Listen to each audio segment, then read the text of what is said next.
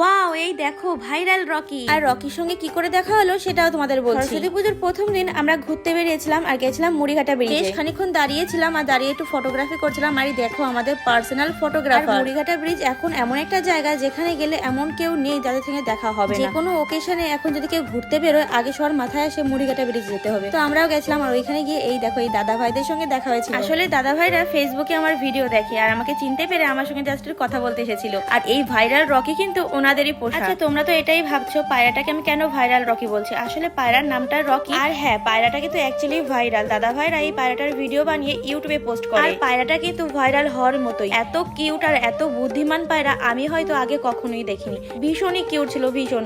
আমার তো ওর সঙ্গে দেখা হয়ে ভীষণ ভালো লেগেছে। আমরা কিন্তু অনেকক্ষণ ওইখানে দাদা ভাইদের সঙ্গে দাঁড়িয়ে কথা বলেছি আর দাদা ভাইদের সঙ্গে কথা বলে আমার কিন্তু অনেক ভালো লেগেছিল। দেন আমরা ওইখান থেকে বেরিয়ে একটু ফুচকা খেতে যাই, তারপর একটু ঘুগনি খাই, যেটা খেতে একদমই বেকার ছিল। হ্যাঁ, এবছর সরস্বতী পুজোয় ঘুরতে পেরে একটা প্রবলেম কিন্তু হয়েছে, যেহেতু দুটো দিন অনুষ্ঠান ছিল, তা কোন দিন কোন জায়গায় অনুষ্ঠান ছিল ওরা বুঝতেই পারিনি। তাই সারাটা দিন মুড়িঘাটাতেই কাটিয়েছি আর এখন একটু খাওয়া দাওয়া করতে গেছি। ফার্স্টেই আমরা একটু মোমো খাই, তারপর আমরা চাউমিন অর্ডার করি। আর এখানে এই পিউরানির কাজ দেখো, পুরোপুরি সসের পাউচটাই ওর চাউমিনের মধ্যে ঢেলে নিয়েছে। আমি জানি না ভাই এরকম ভাবে সস কে খায়। এই দুজনা পুরো পাউচটাই শেষ করে দিয়েছে। দেন একটু কোল্ড ড্রিঙ্কস খাই এবং তারপরে চলে যাই একটু চা খেতে। আর চা খাই আর অনেক আড্ডা দিই। আমাদের ফার্স্টের দিন সরস্বতী পুজোটা বেশ ভালো কাটলো এইভাবে।